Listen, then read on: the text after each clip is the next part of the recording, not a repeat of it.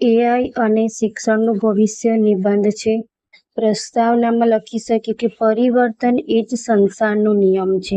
જાણીતું સૂત્ર: ભણશે ગુજરાત તો આગળ વધશે ગુજરાત. આ સૂત્ર લખી શકીએ પ્રસ્તાવનાની અંદર. આપણી ભારતીય પરંપરામાં શિક્ષણ એ માત્ર માહિતી મેળવવાનું સાધન નથી, પણ આંતરિક ચારિત્ર ઘડતરનો પાયો છે.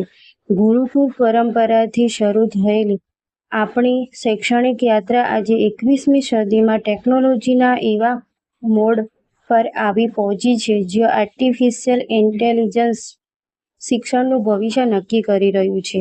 પરિવર્તન એ જ સંસારનો નિયમ છે. આ ન્યાય આજના ડિજિટલ ઉપકરણો વડે જીવાતા જીવનમાં એઆઈએ અભ્યાસ કરવાની અને ભણાવવાની પરંપરાગત પદ્ધતિઓને સંપૂર્ણપણે બદલી નાખી છે. ચેટબોટ્સ, સ્માર્ટ એલ્ગોરિધમ અને આભાસી ક્લાસરૂમના માધ્યમથી શિક્ષણ ક્ષેત્રે અદ્ભુત તકો અને સાથે સાથે કેટલાક ગંભીર પડકારો પણ ઊભા થયા છે. પ્રસ્તાવના લખવાની જરૂર નથી નિબંધની અંદર, પરંતુ આજે હવે જે ટોપિક આવે લખી શકાય કે શિક્ષણમાં એઆઈની નવી તકો. જુઓ, આર્ટિફિશિયલ ઇન્ટેલિજન્સ ભવિષ્યના શિક્ષણ માટે અનેક નવી શક્યતાઓના દ્વાર ખોલે છે. હવે આ ટોપિક આપણે લખી શકીએ બ્લેક બોલપેનથી લખવાનું કે શિક્ષણમાં એઆઈની નવી તકો. વૈયક્તિક શિક્ષણ: ક્લાસરૂમમાં દરેક વિદ્યાર્થીની શીખવાની ઝડપ અલગ હોય છે. એઆઈ આધારિત સોફ્ટવેર બાળકની નબળાઈ અને શક્તિઓને ઓળખીને તેને અનુકૂળ અભ્યાસ સામગ્રી તૈયાર કરી આપે છે. શિક્ષકો માટે સરળતા: શાળામાં શિક્ષકોનો ઘણો સમય વહીવટી કાર્યો કે મૂલ્યાંકન કરવામાં જતો હતો.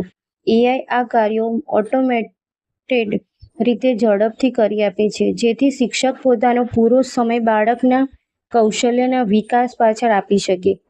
સર્વવ્યાપી પહોંચ: ગામડાનો બાળક હોય કે શહેરનો, 24 કલાક પોતાની માતૃભાષામાં કોઈ પણ વિષયની જટિલ વિભાવનાઓ સરળતાથી સમજી શકે. હવે બ્લેક બોલપેનથી આ એક ટોપિક લખવાનું કે એઆઈ સામેના ગંભીર પડકારો.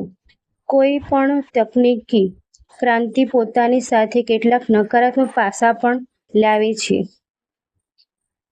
મૌલિકતા અને ક્રિટિકલ થિંકિંગ પર પ્રહાર: જ્યારે વિદ્યાર્થીઓ પોતાના પ્રોજેક્ટ્સ કે વિચારો સીધા એઆઈ પાસે તૈયાર કરવા લાગે છે, ત્યારે તેમની પોતાની તાર્કિક વિચારશક્તિ અને શ્રમનું ગૌરવ હણાય છે. માનસિક તણાવ અને એકલતા: સ્ક્રીન સામે સતત બેસી રહેવાને લીધે યુવાનોમાં હતાશા, એકલતા અને ભયાનક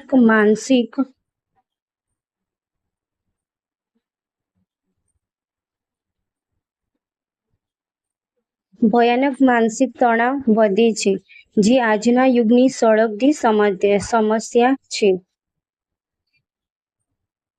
માનવીય સ્પર્શનો અભાવ: મશીન પાસે જ્ઞાન હોઈ શકે, પણ બાળકનું ચારિત્ર્ય નિર્માણ કરવા માટે જરૂરી પ્રેમ, નૈતિક સંસ્કારો અને સહાનુભૂતિ કે વાસ્તવિક આંતરસંબંધોની હૂંફ મશીન આપી શકતું નથી. જો માણસનું મન માણસનું મિત્ર ન બને, તો આવું યાંત્રિક ભણતર નકામું છે.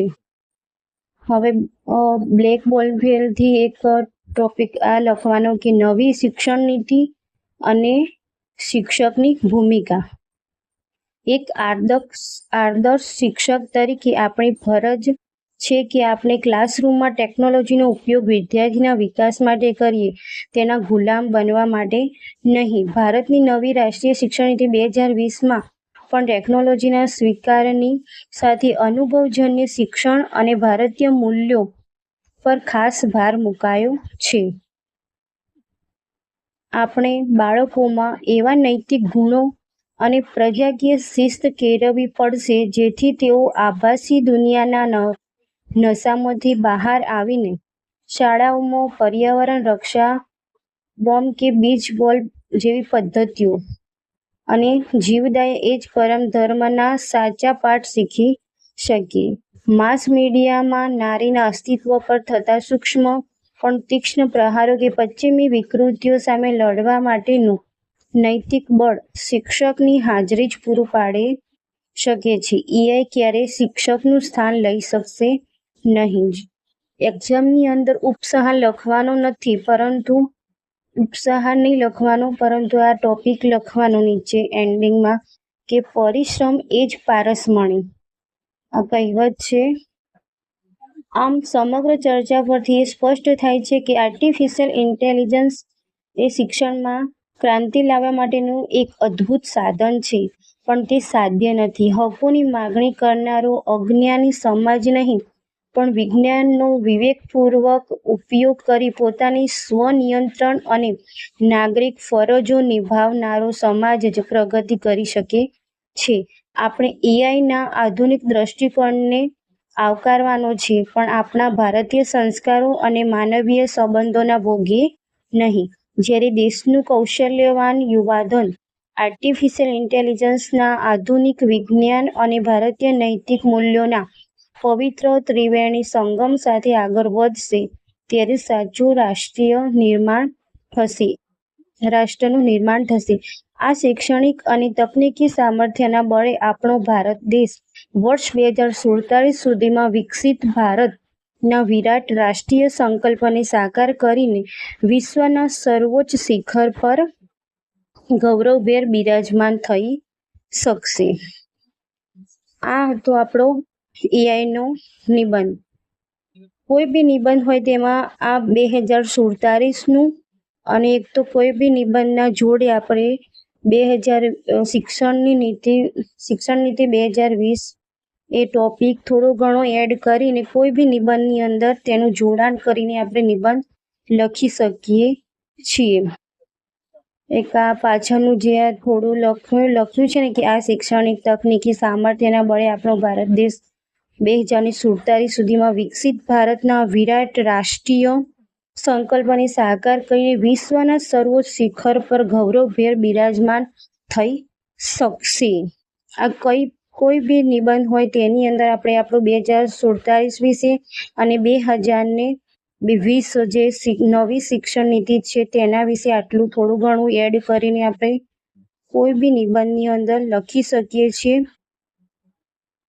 બસ તો આવો જ